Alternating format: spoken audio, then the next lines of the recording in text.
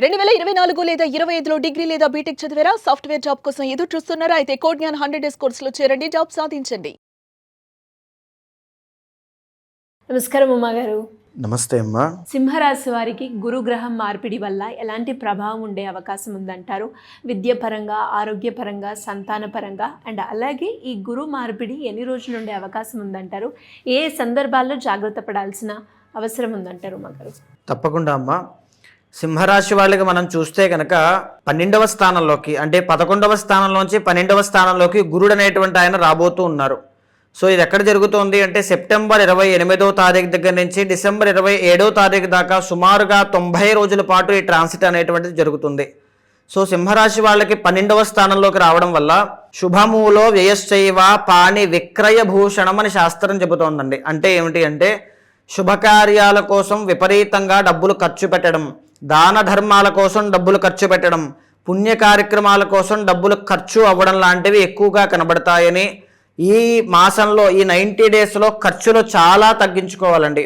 వృధా ఖర్చులు చేసినట్లయితే ఖచ్చితంగా డబ్బులు నిలబడకపోవడం, వచ్చిన డబ్బు వచ్చినట్టుగానే వెళ్ళిపోవడం లాంటివి ఖచ్చితంగా జరిగే అవకాశములు కనబడుతున్నాయమ్మా. ఇంకొకటి ఏంటి అంటే విక్రయ భూషణం అని అంటే ప్రాణానికి ప్రాణమైనటువంటి వస్తువులు కానీ, ప్రాణం ఉన్నటువంటి జీవుల్ని కానీ అమ్మడము, లేకపోతే తనతో ఉన్నటువంటి బాగా ఇష్టమైన వ్యక్తులు దూరం అవ్వడము, కుటుంబంతో కలహాలు రావడము, ఇవన్నీ కూడా సింహరాశి వాళ్ళు ఇక్కడి నుంచి కనబడబోతున్నాయన్నమాట. సో 12th హౌస్లో గురుడు కాబట్టి మనీ విషయంలో చాలా కేర్ఫుల్గా ఉండాలి. డబ్బులు నిలబడకపోవడం, డబ్బులు ఖర్చు అవ్వడంతో పాటుగా మనీ బ్లాకేజెస్, మీరెవరికైనా డబ్బులు ఇస్తే అవి తిరిగి రాకపోవడం కనబడుతుంది. విదేశాల్లో ఉన్నవాళ్ళు ఎస్పెషల్లీ ఈ మనీ ప్రాబ్లం విషయంలో చాలా కేర్ఫుల్గా ఉండాలమ్మా. ఇక రెండవది ఏంటి అంటే ఈ గురుబలం అనేటువంటిది తగ్గడం వల్ల వివాహాది శుభ కార్యక్రమాల విషయంలో ఖచ్చితంగా చాలా కేర్ఫుల్గా ఉండాలి అని చెప్పి శాస్త్రం చెబుతోంది. వివాహాది శుభ కార్యక్రమాలు పోస్ట్ పోన్ అవ్వడం కానీ, పెండింగ్ పడడం కానీ, దాంట్లో ఆటంకాలు ఎక్కువగా రావడం కానీ జరిగే అవకాశం ఉంటుంది. సంతానం విషయంలో ఇబ్బంది పడుతూ ఉంటే వాళ్ళకి కూడా కాస్త నిరాశ, నిస్పృహలు అనేటువంటివి ఎక్కువగా కలుగుతాయి. ఎందుకంటే గురుబలం తగ్గుతోంది కాబట్టి. అయితే ముఖ్యంగా ఎవరైతే వ్యాపార వాణిజ్య ఉద్యోగాల్లో ఉంటారో వాళ్ళకి కూడా ఆటంకాలు, ఒత్తిడి, పని ఒత్తిడి, ఆర్థిక ఒత్తిళ్లు పెరిగే అవకాశము ఈ యొక్క గురుడు 12వ స్థానంలోకి వెళ్ళడం వల్ల జరగబోతోంది. ఇదే కాకుండా అంటే ఈ యొక్క సింహరాశి వాళ్ళకి 7వ స్థానంలోకి శని రాహువులు రాబోతున్నారండి, కలవబోతున్నారు. దీనివల్ల ఏం జరుగుతుంది అంటే ముఖ్యంగా ఈ కలత్ర దోషము, మ్యారిటల్ లైఫ్లో ప్రాబ్లమ్స్ రావడం కావచ్చు, బిజినెస్ పార్ట్నర్షిప్లో, బిజినెస్లో గొడవలు, తగాదాలు రేకెత్తడం కావచ్చు, రిలేషన్షిప్లో ప్రాబ్లమ్స్ అనేటువంటివి రావడం కావచ్చు, ప్రేమ వ్యవహారాల్లో అపజయం కలగడం కావచ్చు. ఆర్ సప్తమంలో శని రాహువులు కాబట్టి అది ఒరిజినల్ 11th హౌస్ అవుతోంది కాబట్టి బిజినెస్లో భారీగా అపజయం, నష్టం చూసే అవకాశములు ఈ శని కుంభరాశిలోకి అక్టోబర్ 10వ తారీఖు తర్వాత వచ్చిన తర్వాత కనబడుతూ ఉన్నాయి. సో వెరీ వెరీ కేర్ఫుల్గా ఉండాలమ్మా.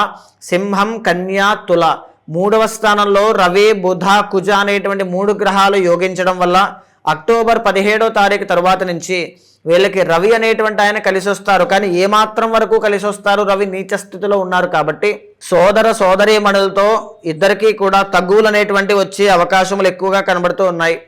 బుధ, కుజగ్రహాలు యోగిస్తున్నాయి కాబట్టి నూతన వస్త్ర, వాహన, భూలాభాలు కూడా ఈ యొక్క సింహరాశి వాళ్ళకి చూపిస్తున్నప్పటికీ కూడా ఆ కారణం చేతనైనా ఇక్కడ ఉన్నటువంటి 12వ స్థానంలో గురుడు విపరీతంగా డబ్బులు ఖర్చు పెట్టిస్తాడు. అంటే ఏదో ఒక కొత్త ఏదో ప్రొడక్ట్స్ కొనడం కానీ, ఖర్చు పెట్టడం కానీ, ఎంజాయ్ చేయడం కానీ ఏదైనా జరగవచ్చు. దానివల్లే మీకు డబ్బులు ఉండవు మీ దగ్గర. సో ఖర్చుల్ని అధిగమించండి. గురుడు ఎప్పుడైతే వీక్ అయ్యారో ప్రకృతి మీ చుట్టూ ఒక ట్రాప్ అనేటువంటిది వేస్తుంది, డబ్బులు మీతో ఖర్చు పెట్టించడానికి. అది డబ్బులు మాత్రమే కాదండి, లాస్ ఆఫ్ ఎఫర్ట్స్ కూడా, loss of money, loss of health, loss of thoughts, loss of energy, everything అన్నీ కూడా. సో అలాంటివి ఏది కూడా నష్టపోకుండా తగిన జాగ్రత్తలు ముందుగానే తీసుకోవడం చాలా మంచిదమ్మా. సో సింహరాశి వాడి గురుడు అనేటువంటి ఆయన 12వ స్థానంలోకి వెళ్ళడం వల్ల వృధా ప్రయాణాలు అనేటువంటివి ఎక్కువగా ఉంటాయి. అంటే ఏదైనా ఒక ట్రావెలింగ్ చేసి కష్టపడి ఆ పని పూర్తవ్వాలి అని కోరుకుంటారు, కానీ ఆ పనిలో ఆటంకాలు ఎక్కువగా రావడం, ఆ పనిలో ఫలితం లేకపోవడం, ఆ పని పూర్తవ్వకపోవడం ఇలాంటివి ఎక్కువ ఉంటాయి. స్థాననాశనము, ఎక్కడైతే వీళ్ళు ఉంటారో, ఎక్కడైతే పని చేస్తారో, ఎక్కడైతే వీళ్ళ యొక్క ఆవాస ప్రదేశం ఉంటుందో అక్కడ వీళ్ళకి గౌరవ మర్యాదలు పోయే అవకాశం ఉంటుందండి. సో సింహరాశి వాళ్ళు చాలా కేర్ఫుల్గా ఉన్నటువంటి ప్రదేశంలో గౌరవ మర్యాదలు కాపాడుకునేటువంటి రీతిలో పని చేయండి, వ్యవహారం చేయండి, చాలా బాగుంటుంది.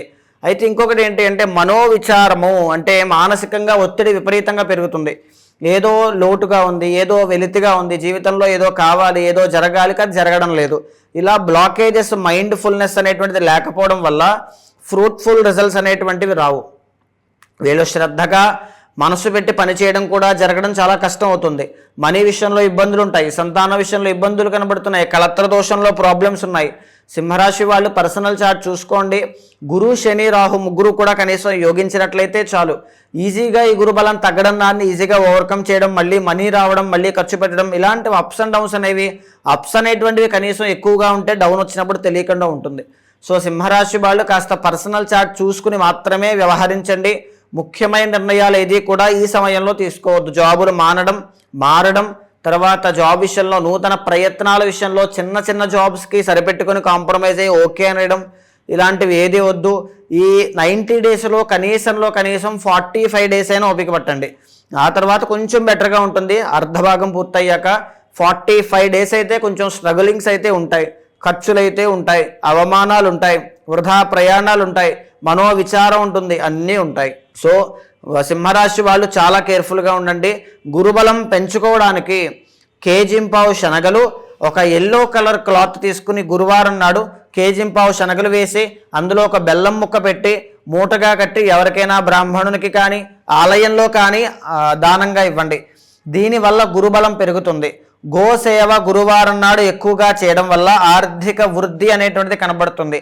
చాలామందికి 99% పీపుల్కి డబ్బు సంపాదించడం ప్రాబ్లం కాదండి, వచ్చిన డబ్బుని నిలబెట్టుకోవడం అనేటువంటిదే ప్రాబ్లం అవుతోంది. నిలబడట్లేదు, విపరీతంగా ఖర్చులు అవుతున్నాయి. అదే ప్రాబ్లం సింహరాశి వాళ్ళకి విపరీతంగా పెరగబోతోంది. మనీ మేనేజ్మెంట్ అనేటువంటిది చూసుకోండి. అతి మంచితనంతో అందరికీ నమ్మొద్దు. మఖా నక్షత్రం వాళ్ళు మరీ ముఖ్యంగా జాగ్రత్తగా ఉండాలి. బికాజ్ అధిపతి కేతు కాబట్టి ఆ యొక్క మానసిక ఒత్తిడి, మూడ్ స్వింగ్స్ విషయంలో, కోపం విషయంలో కంట్రోల్ చేసుకుని మాట్లాడేటువంటి విషయాల మీద పట్టుతో మాట్లాడితే చాలా మంచిగా జరుగుతుందమ్మా.